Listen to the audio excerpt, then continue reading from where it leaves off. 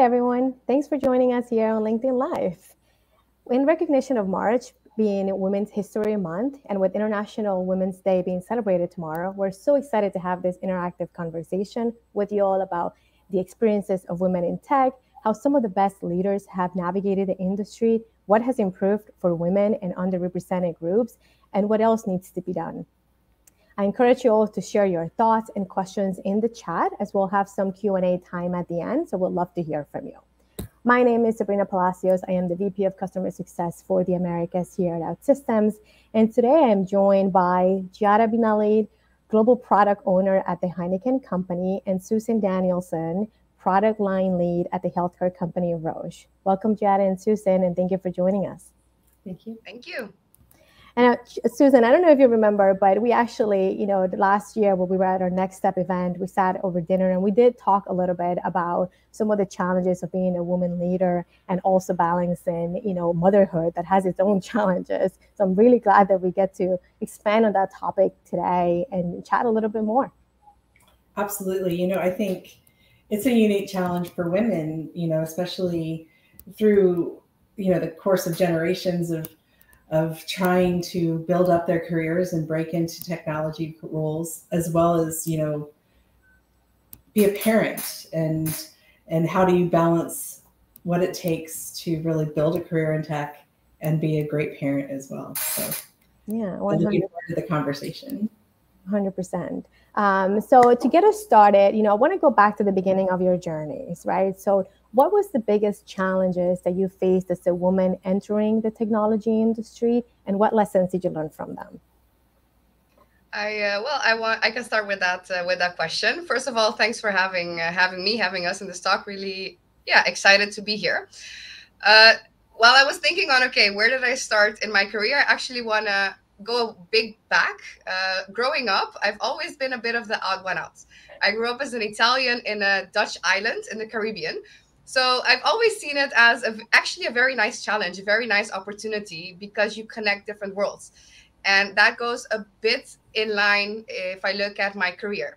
I started off, in IT, but always on the fun side of IT, innovation and digital. So it's always been a discussion, is that IT, is it not, since the start. So that made my landing within IT actually, or the technology side, a bit less harsh, I think, or that's what I feel. I wasn't really aware of, hey, you're a woman in a tech world. I started realizing, feeling it when, the moment you start joining more meetings, and then at a certain point, you sometimes look around and you're like, oh, wait, I'm a bit, not a lot of people differently are here, right? And what added to it is I started within Heineken, so my career has been there, but it's a Dutch company, and I actually started in a local operating company as one of the little group of people that were non-Dutch. So that added to the whole dynamic to it.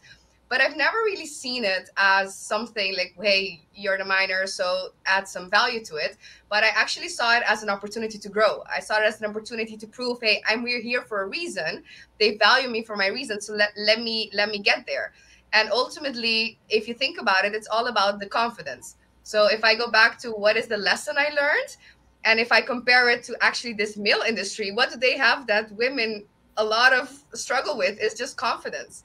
So you are there, and ultimately just having that confidence, that's the biggest lesson for me in everything I do.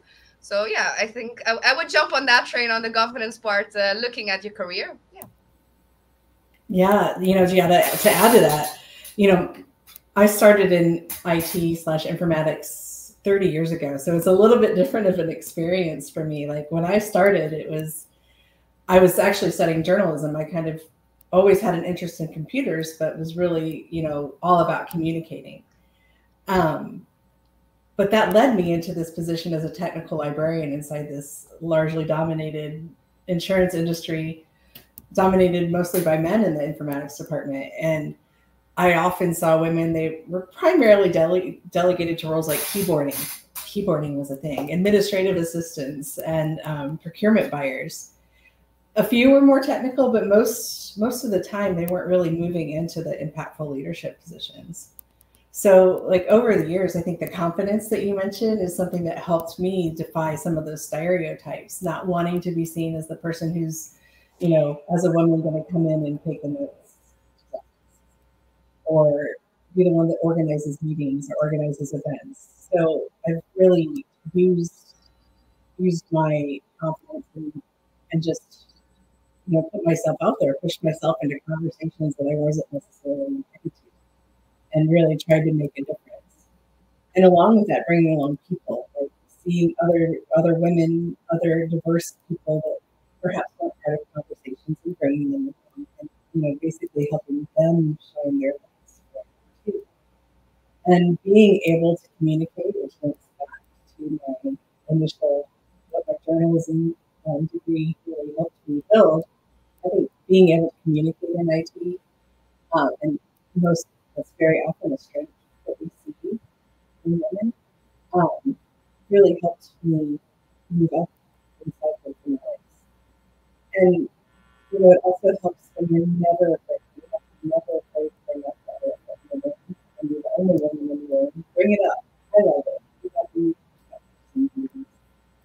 So, although today I still see that, you know, there's a lot more men at my level, but still, I think it's improving. And I think we only have the opportunity to make it better for the people who come before us, after us.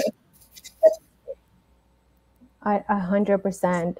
You know, I actually entered the industry, you know, through the customer success discipline. So just like Giada, I felt like it was a little bit easier, you know, to get started. But man, I quickly realized, right, sitting in those meetings with a product team or engineering team and looking around, and it's like I was one of the few, if not the only woman in the room. A lot of times it was challenging, right? I had to overcome certain biases, the stereotypes.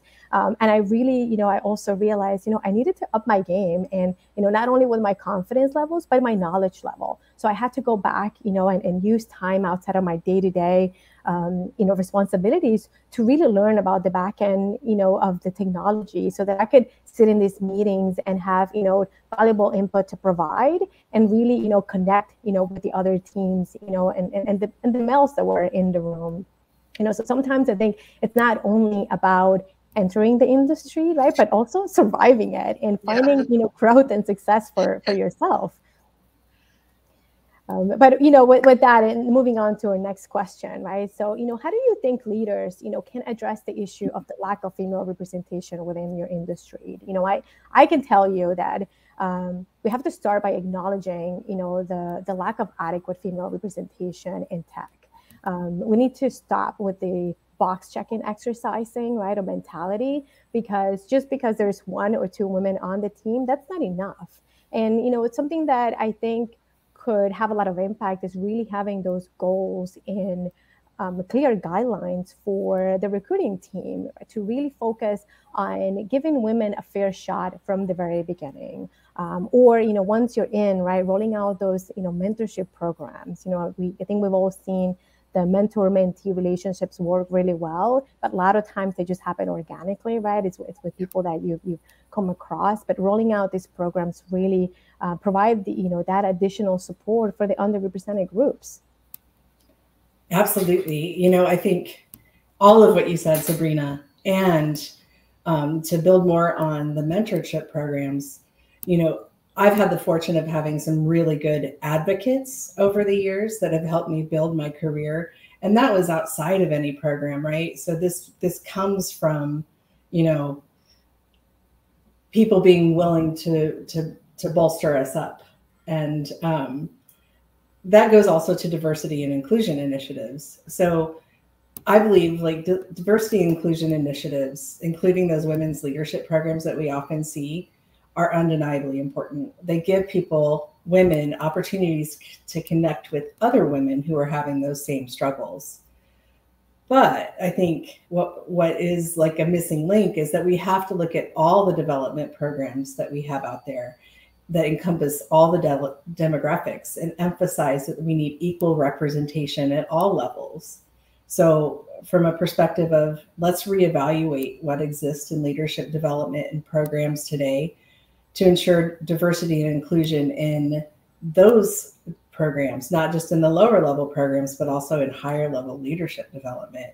if companies are really, really dedicated to diversity and inclusion, we should push for the metrics for how they're bringing equity into their talent pipelines, so that like when I get to a high level leadership program, that, you know, I'm not one of two women in a group of 20, that it's more equal across the board.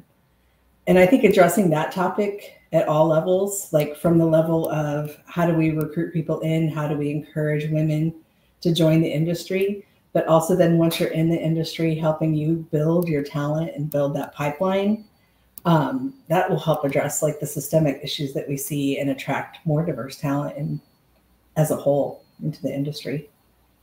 Yeah, I completely agree with that, because what you see is that a lot of companies, okay, diversity, I just need to have two women in there. It's a number, right? It's a check on the dot and then we're good.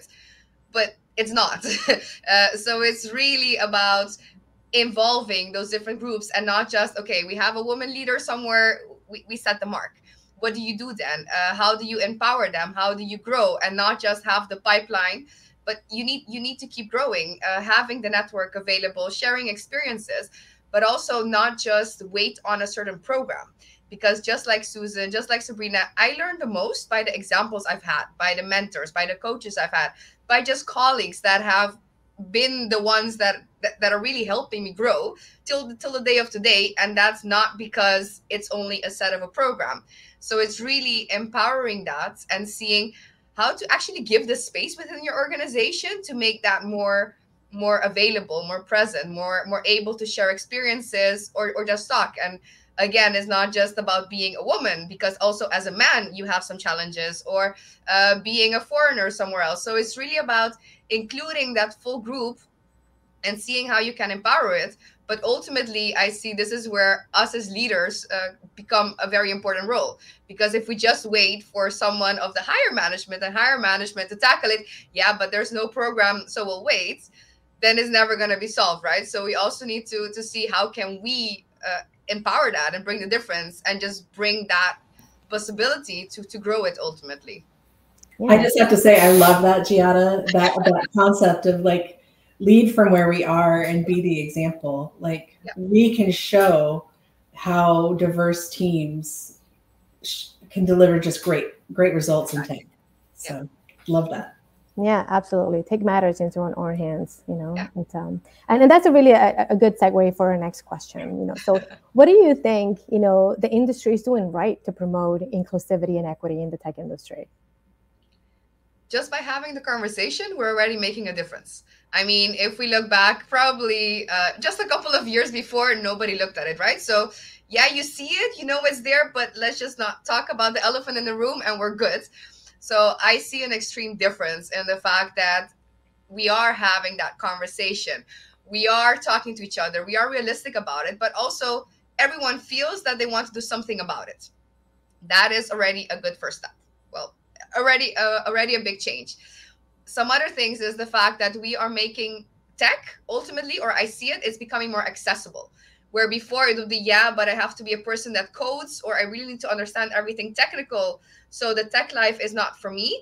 If you look at how the technology is evolving, it's making it way more friendly. But I'm not just talking about men or women, and I'm not saying one is more technical than the other, but it is giving more opportunity to multiple groups to get a bit of understanding more, and not to be afraid to take that first step, because it's not as intimidating as it might be.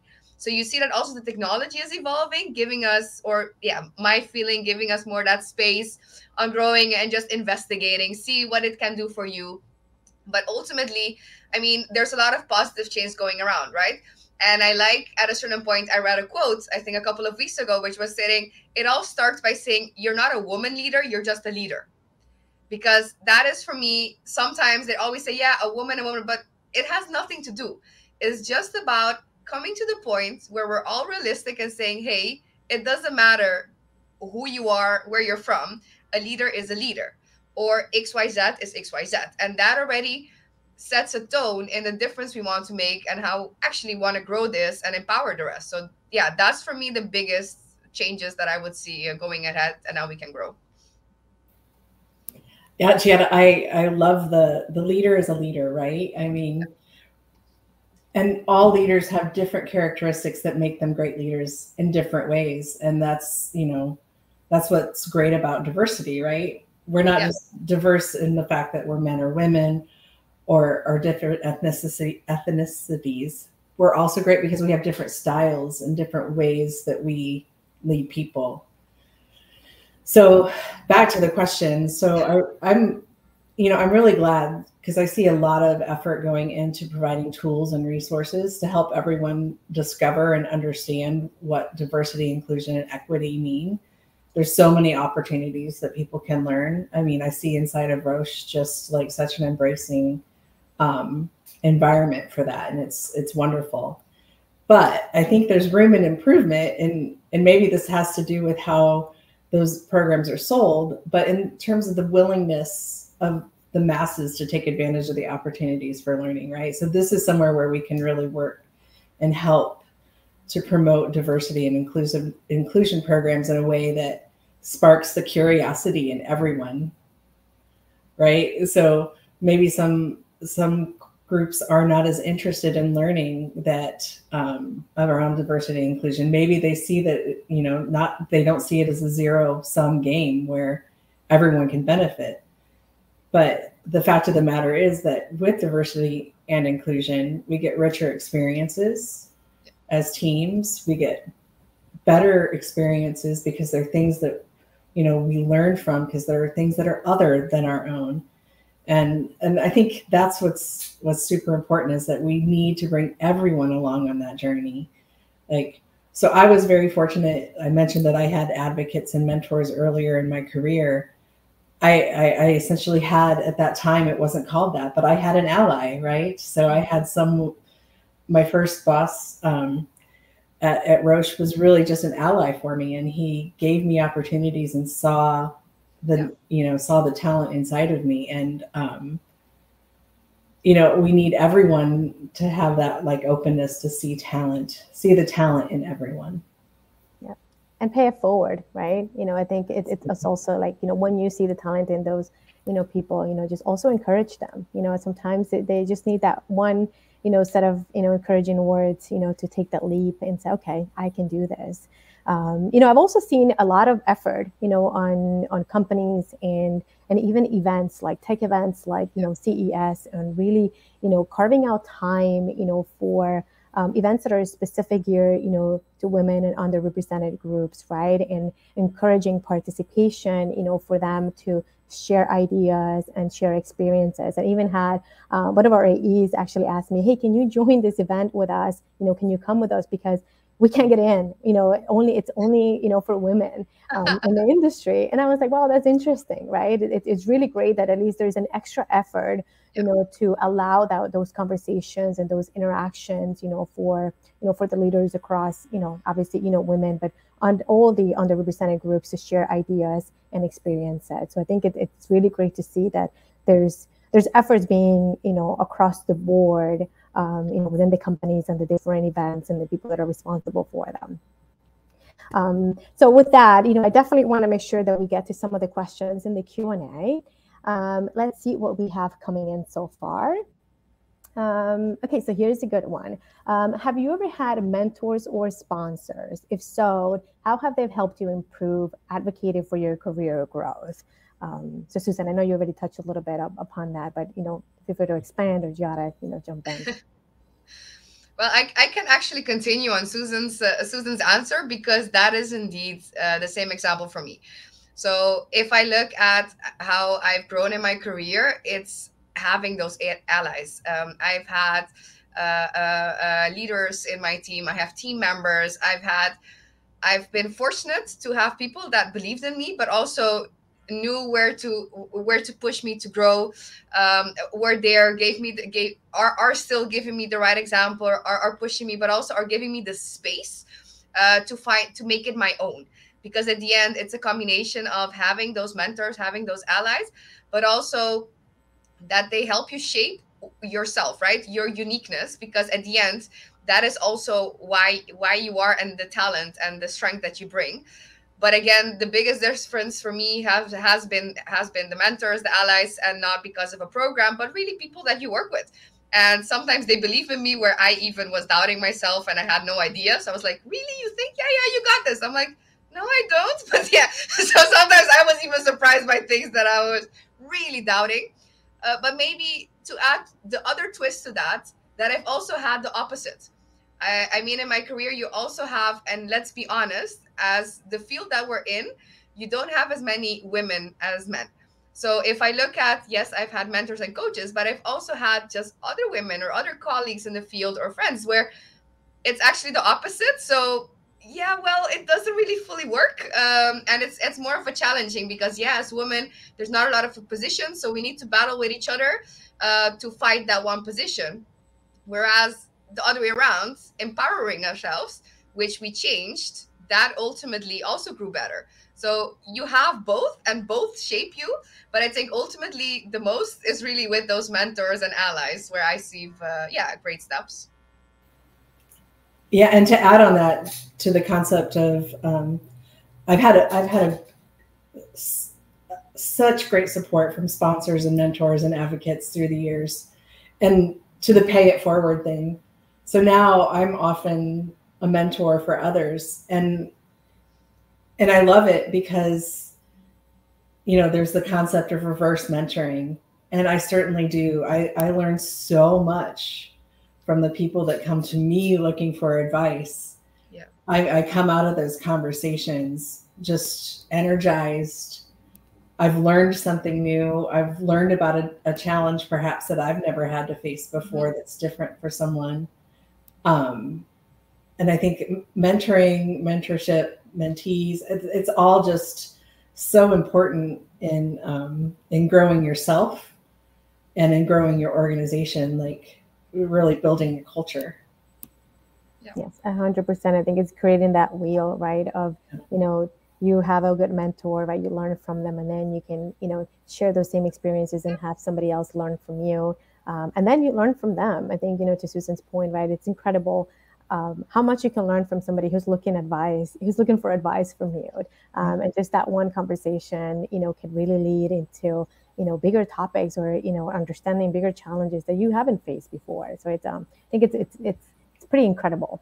And just maybe to add on that, I was very surprised the first time someone came to me and asked me for my, like, to help them. And I was like, wait, you think I can, like, guide you in this? So, you know, you're always used to being the one that has mentors and coaches. So in my career, the first time I had colleagues that, yeah, I want to see, how do you think, how you would handle it? I was like, wait, I've reached a point where I'm also the one giving advice. So that's interesting to see, and you see the whole loop. So it's very nice to share the experience. Sorry, Susan, for cutting in your question, your answer. No, I was just going to say, like, I don't know if you've ever had this happen, but during the course of having a conversation where I'm acting as a mentor, there have been times when, like, that has, like, just opened up my thought process on something, and I've all of a sudden, like, this is you know, helping this person discover the answer to their problem, or guide them toward the answer to their problem, has helped me solve a problem, and helped me have some really insightful